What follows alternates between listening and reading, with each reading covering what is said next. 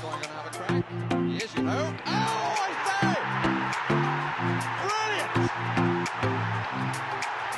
That is schoolboy's own stuff. Oh, I bet even he can't believe it. Good morning and good morning to you. Welcome to this Friday's episode of Good Morning Tottenham Away. The sun is shining. It's certainly shining this morning in North London. I hope you are all well. I hope your families are all fantastically well. And I'm so looking forward to the weekend. Not because of International Boredom Week, but because it's just nice to have a sunny weekend. If you live in London, you've got to appreciate the sun when it's out, I tell you. You cannot not let this opportunity pass you by. Enjoy the weekend or the days whenever you're not working and the sun is out. But anyway, guys, International Boredom Week. And you know what? And that's not without anyone playing as yet, you know. England haven't played. Italy I haven't seen playing. But it's just another day. Honestly, it's International Boredom Week, I call it. But yesterday, you know, what game was on? Netherlands versus Greece. You know, by the time I tuned in, about 30 minutes into the game, I, just thought, let me flick over, have a look to see who's playing. And the Netherlands were 3-0 up already against Greece. So I turned over.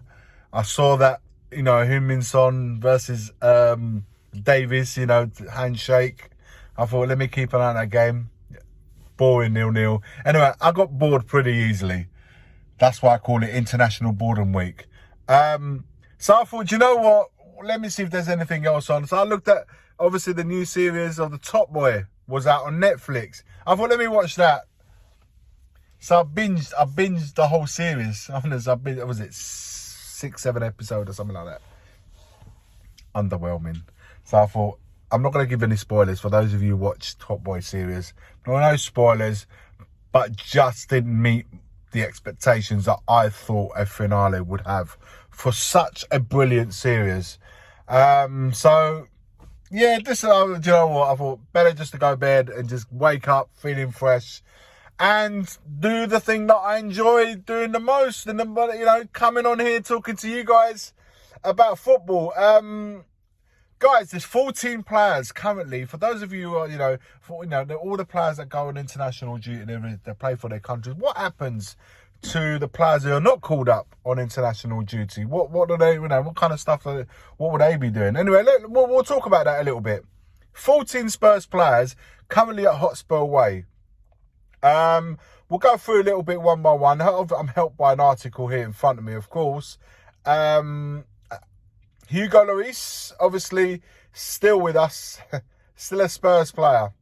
Obviously, despite his intent, signaling his intent of the 3 months ago now, that we head off to a new challenge, having retired from international football back in January. He's one of the players who will be remaining behind in the capital.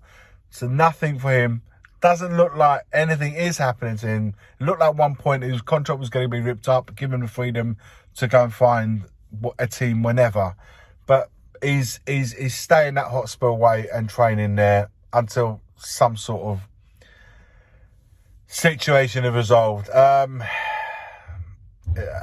Skip. Previously a regular England under-21, Skip has missed out on a call-up for their match against Luxembourg. Instead, he will have the chance to work under Postecoglou and try and catch his eye after having to settle for limited minutes in recent weeks. Of course, Postecoglou is also present at Hotspur Way, and he'll be able to keep a close eye on the 14 players in question, and that is up to them, really, injuries permitting, to convince him that, they can be relied upon as soon as the break is over. Brian Hill, the international break will give Hill an opportunity to step up his fitness after undergoing groin surgery at the beginning of August, yet to make an appearance under Postecoglou after missing out on the club's Asia-Pacific summer tour through injury. The Spaniard needs to return to fitness ASAP as he looks to make his case to the boss and got some regular minutes under his belt in N17. Listen, that's going to be a tough one because he's got some real competition on his side. He's got Solomon, who's already a backup to Kulusevski on that right-hand side. it's going to take something special for Brian Hill to really get involved in that. Emerson has also stayed at Hotspur away during this international break. Obviously, he's missed out on the Brazil selection. The right back will be doing all he can to impress Postecoglou as he's found himself behind Pedro Porro in the pecking order recently. I see that continue because Pedro Porro is playing really well at the moment and he's really taking this season with the right steps. So long that may that continue. Eric Dyer, we covered that a little bit yesterday, but Davinson Sanchez's permanent transfer to Galatasaray at the beginning of the week has handed Dyer Tottenham reprieve after so far missing out on matchday squad in the opening 5 games. The player will be doing everything in his power to come into Postecoglou. He's thinking as he bids to turn around his current situation. Now, the next fixture against Sheffield United will be very interesting if he even makes the squad out or even makes the substitutes bench. So far, he hasn't because Sanchez was filling that role. Without Sanchez there, one room does vacate. Will it be filled by Dyer? We shall wait to see, guys, and see what happens. Also, given the fact of what happened in the recent video, if you missed it, head over to the channel, have a look at that video from yesterday. He had a meeting with Levy, so maybe something could be happening in his return back into the squad. We won't know until Sheffield United teams announce and see who makes them subs. Gio Lo Celso, regular on Argentine international duty, but missing out on the squad this time due to a quad strain. The breaking play will give the attacking midfielder the chance to get back to full fitness. The injury will have come a big blow to the ex-Betis man, as he could have got so much needed minutes after his under his belt in Argentina's 2 World Cup qualifying fixtures. Ryan Sessegnon, we've spoken about him. He's still got he's recovering from a hamstring injury. We'll have to see how long that will take. It's just going to be on a week-to-week basis how close he becomes to getting involved back in the first team. With Reguilon, blank there. Reguilon going to Man United, and the only cover we got for him is Davis. For Udogie is Davis at left back. So Cess will have to work that way through. Fraser Foster, same thing. Foster's not part of the 3-line setup, as we know, and he deputises behind Vicario, so his game time will be limited to the cups, and then we ain't playing that till the January. So until then, it's going to be just a case of standby for him. Pedro Porro is not part of the Spain squad with Dani Carvajal and Cesar Azpilicueta. La Roya's right back options, incredibly, as Azpilicueta can still get ahead of Pedro Porro. If he can continue his good form of late and hit another level, Porro will be back in the Spain fold very soon. Bentancur is pushing to be involved in training once again following his long injury layoff. Spurs don't want to rush him back soon as don't want to essentially have him have any setbacks. So the times of his return have been respected. So he will be back around the November time. Anything before then would just be a bonus. But we've been very cautious with him because he is fundamental, guys, that we get him back in the right play, and it's going to take him a little time to find his form.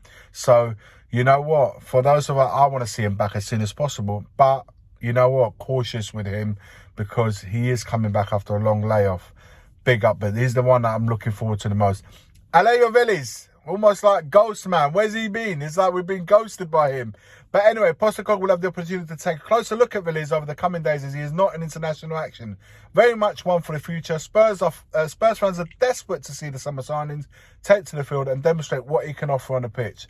Udogie, another player that came back from international duty. He was originally named in the under-21 Italy squad, but had to withdraw due to a fever. All Spurs will want to ensure that Udogie returns to full fitness as soon as possible. Carry on the way he's going at present, and he could be in a senior Italy squad come October. I believe that too, because at the moment DeMarco is the left back, for Italy, Inter Milan's left back.